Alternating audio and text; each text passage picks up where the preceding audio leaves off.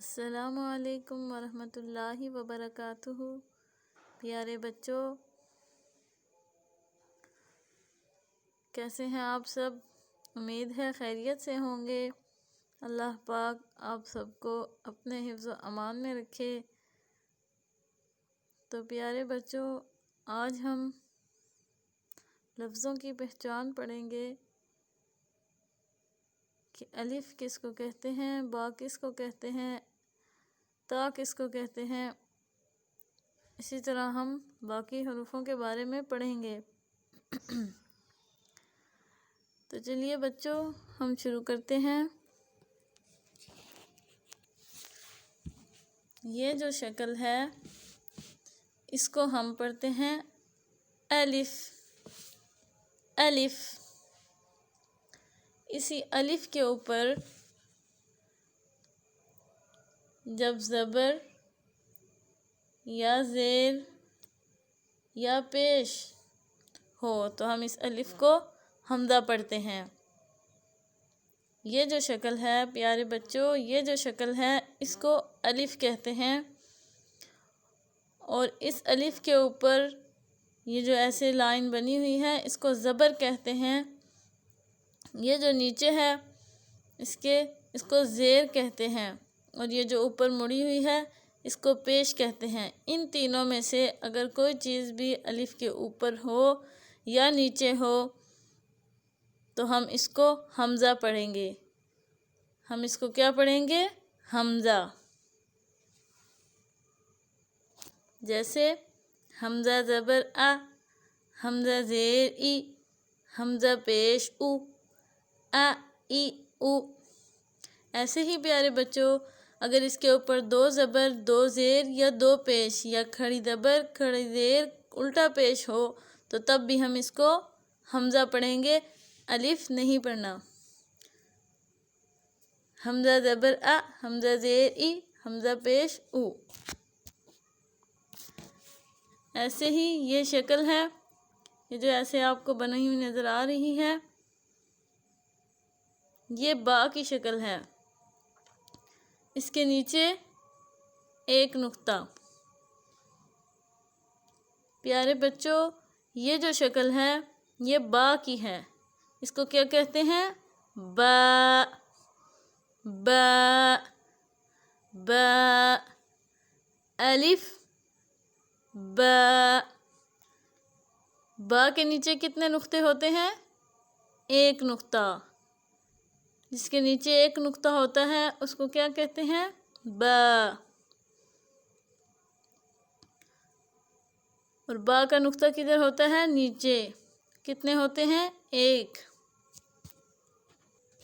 ایسے ہی یہ شکل ہے، یہ بھی بالکل با کی طرح ہی ہے، لیکن با کے نیچے ایک نقطہ ہے، اور یہ تا ہے۔ تا کے اوپر دو نقطے ہوتے ہیں۔ تا کے اوپر کتنے نقطے ہوتے ہیں؟ دو۔ یہ الف ہے، یہ با، یہ تا۔ الف کے اوپر یا نیچے کوئی نقطہ نہیں ہوتا۔ اگر الف کے اوپر زبر زیر پیش ہو تو ہم اس کو حمزہ پڑھتے ہیں، اور یہ با ہے۔ با کے نیچے ایک نقطہ ہوتا ہے، اور تا کے اوپر دو نقطے ہوتے ہیں۔ با کا ایک نقطہ ہوتا ہے وہ نیچے، اور تا کے اوپر دو نقطے ہوتے ہیں وہ اس کے اوپر۔ بالکل ایسے ہی پیارے بچوں، یہ بھی شکل با اور تا کی طرح ہے، لیکن اس کے اوپر تین نقطے آئیں گے۔ کتنے نقطے؟ تین۔ اور کہاں پر آئیں گے؟ اوپر۔ با کا ایک نقطہ نیچے، تا کے دو نقطے اوپر، اور سا کے تین نقطے اوپر۔ تو ہم اس کو کیا پڑھیں گے؟ الف با تا ثا۔ اسی طرح پیارے بچوں، یہ جو شکل ہے یہ جیم ہا خا تینوں میں یہی شکل استعمال ہوتی ہے، لیکن سا کے بعد جیم آتا ہے تو جیم کے اندر ایک نقطہ ہوتا ہے، اس کو کیا کہتے ہیں؟ جیم جیم جیم۔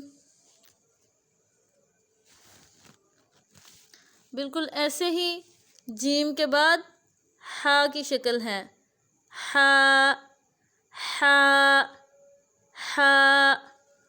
ہا کے اوپر یا نیچے کوئی نقطہ نہیں ہوتا، ہا بالکل خالی ہوتا ہے، اس کو کیا پڑھتے ہیں؟